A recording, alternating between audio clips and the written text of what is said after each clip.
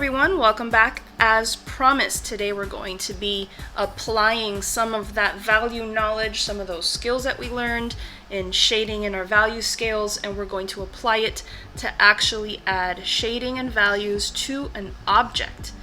Today's object is going to be the most basic that you will find in any introductory drawing course, whether in middle school, in high school, and even in college. It's a sphere, and it's very simple once you know some of the rules. So, in order to draw a sphere, I hate to break it to you, but you don't need something circular to trace it. I don't want to see anybody doing this, and then when you try to trace it, sometimes we trace too dark. So I want you to get into the habit of using some skills in order to draw a good enough sphere. I would advise all my students to make sure that your hand is above the page and is not resting on the page, because that doesn't give you full range of motion. Now, when you try to create a circle on the page, the biggest mistake that I see most of my students make is trying to do it like this. They're moving their wrist. Now, I can't really show you in the video, but when you try to draw a circle, I want you to not move your wrist, and you're going to be moving your arm using your shoulder. So your shoulder is going to be making your arm go in a circle. And notice my wrist is not moving at all. So what I do is I go ahead and I pretend like I'm gonna draw a circle in the air. And then once I feel like I'm ready to go, I'll slowly add a few circles onto my page. Not all of them are going to be perfect, and that's fine, because that's why they invented erasers. It's a great invention. So what I do is I go ahead and I erase some of my lines that I didn't like. Doesn't have to be perfect. Embrace imperfection. That's what I always say. So what I use to create that is a 2H, and we talked about the numbers and the letter system of drawing pencils in the last video, and I just wanted to make sure you understand that a 2H is it's a harder point, but it's not too bad. It's still in the realm that you can, of like a number 2 pencil, that you can create good lines without getting too dark too quick. So right now I have a circle. That's a two-dimensional shape. So how do we get from a two-dimensional shape to a form? Well, there's a couple of things, a couple of terms that you need to know. There is something called a highlight.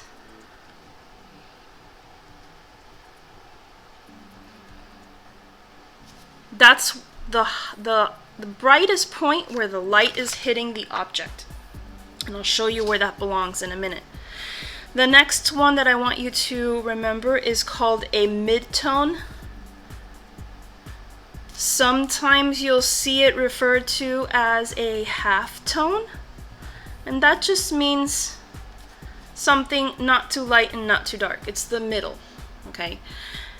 The third one is called core shadow, or just core sometimes. Then we have something called reflected light. And that's what really brings out the three-dimensionality, and you'll see it later. And last but not least is the cast shadow. Cast shadow is the darkest shadow that's created by the actual object in the opposite direction of where the light is hitting it. So for this one, I'm going to make it so that my light is coming from this direction. So if you're following, I'm going to go ahead and get started. The way I do it may not necessarily be the way other artists do it. As long as all of this shows up on this, you're doing it all right. So before I get started, I'm going to go ahead and create my core shadow. My core shadow is kind of an elliptical shape. It's an ellipse, kind of like an oval. And again, I'm going to go very lightly.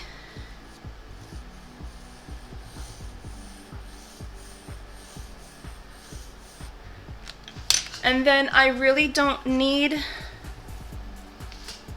the lines that are inside the circle at the moment so I can erase those.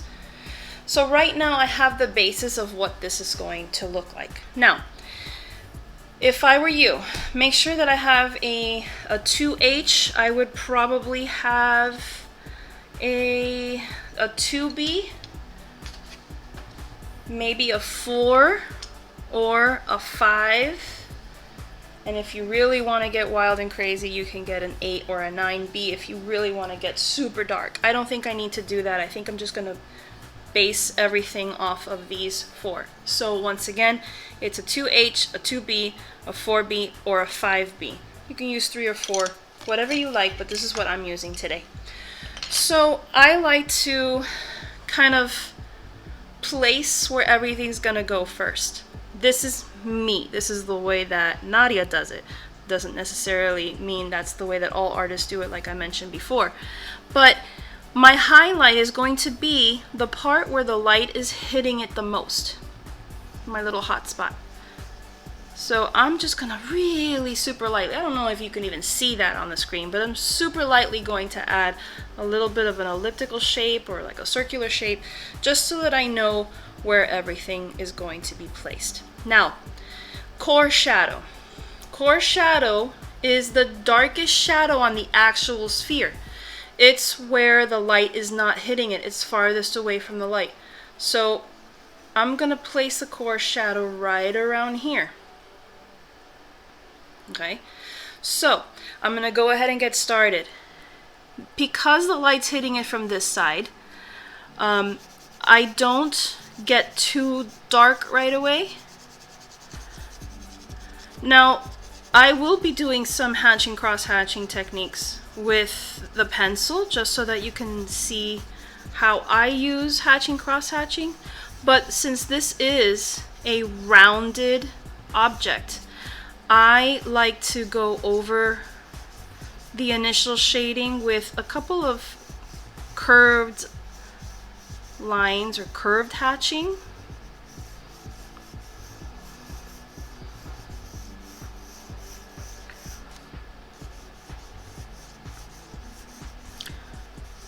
There's no wrong way or right way to apply. Again, as long as those values are there, I don't care how you do it.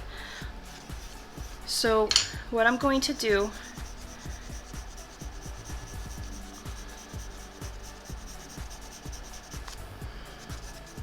notice that every time I do a section, I'm kind of changing the direction.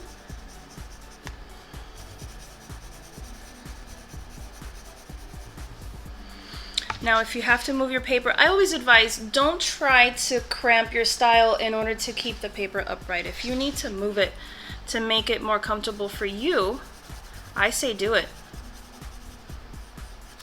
So right now, you have kind of what's going to be our rounded form.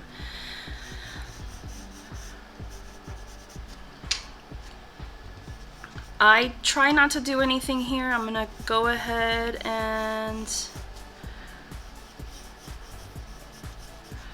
start up with my core values, my core shadow, which is supposed to be the darkest on the actual object. It will kind of match at some point the core shadow, the cast shadow on the surface where the form is placed. And I'm just doing it this way kind of to show some of you what my students end up doing a lot of times. They want to make it perfect, and they think they have to separate these tones in here, and it starts to look like stripes or zebra stripes. You want to make sure that it happens, the transition happens slowly.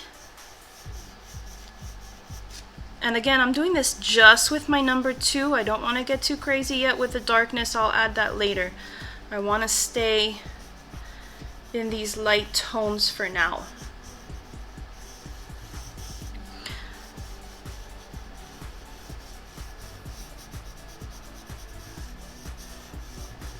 Some people will do it with just straight marks, and that's fine, but I think it adds to the roundness of the form if you're actually using rounded marks on your paper.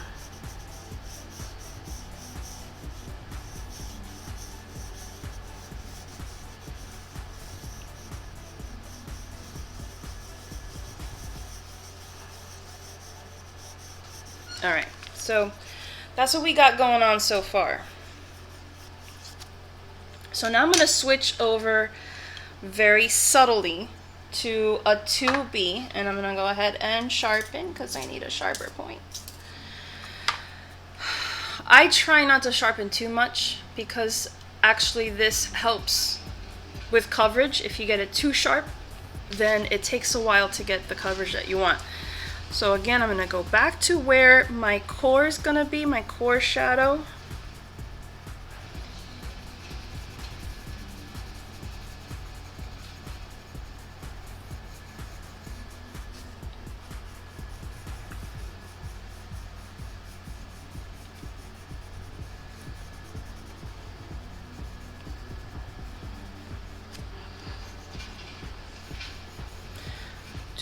Yeah.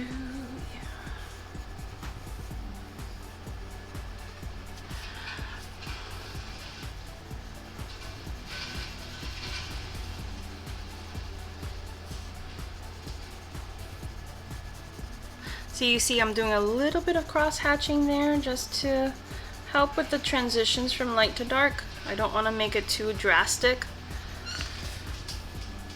I want to soften that up as much as possible.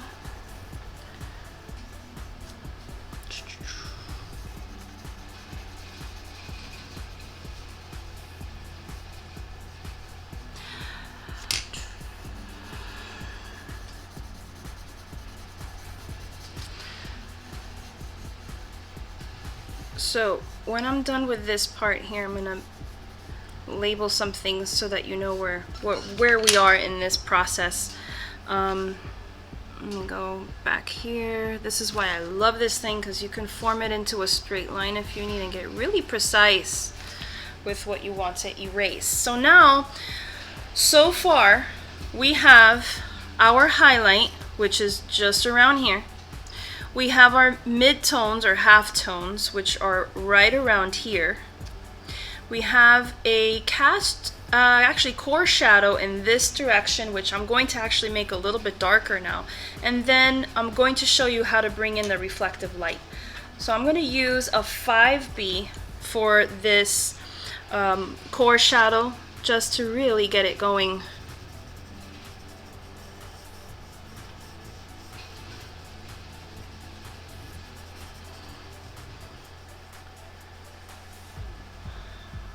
Try not to make a straight line out of that value. I want to really make it transition nicely.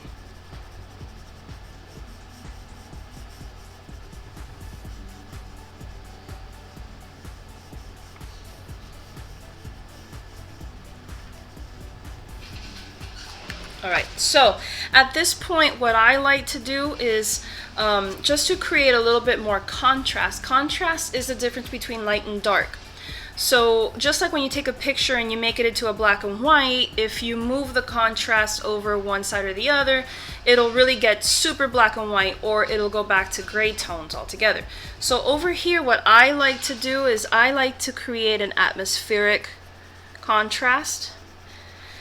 So that means the background of this, I will sometimes kind of shade it a little bit. I don't have to go all the way, especially for this tutorial. I just wanted to kind of give you an example of what it will look like if you have a background. It creates a nice, what we call an implied line. It means a line that is not really there, that's drawn, but it's created by the change in value from one to the other. So yeah, that's as far as I'll go with that. And then let me see if I can get myself here. I have I'm looking for my 9B if I have it. I had one. I got a 6B. That will do nicely. Let me go ahead and sharpen that.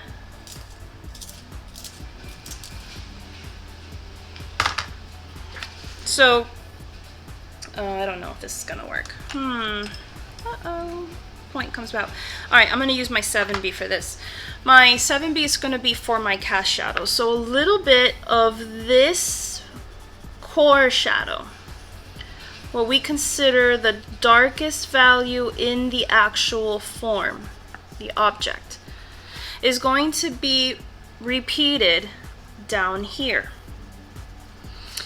And when my students are doing observational drawings for their sketchbook homework, I always tell them the same thing. Try to create a little bit more of an exaggerated cast shadow right underneath the object, because underneath the object is where there's not much light coming in.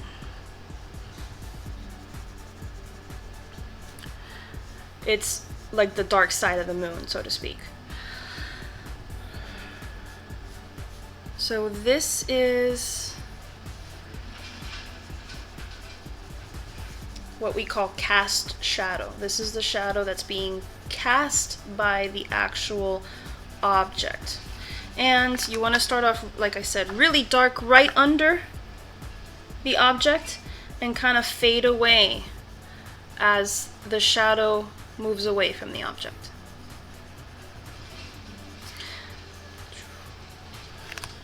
Okay, so this is the fun part, well, at least fun for me.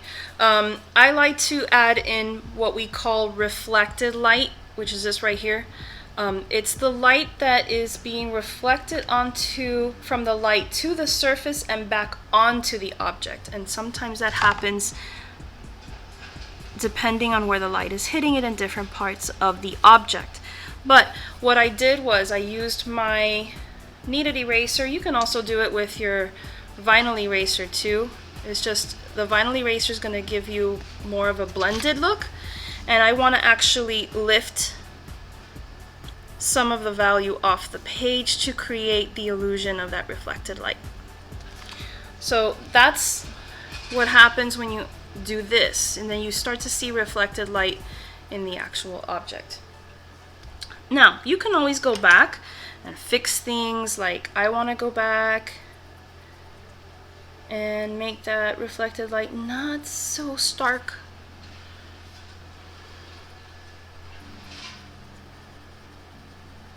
Maybe just in an area or two. All right, and then I'm going to use my, where's my 5B? Where's my 7B? There you go. And over here, I'm going to create a contrast. This is just me. A lot of people don't do this, but I'm doing it because I feel like it. To create a really dark background against the reflected light so you can see it a little bit better.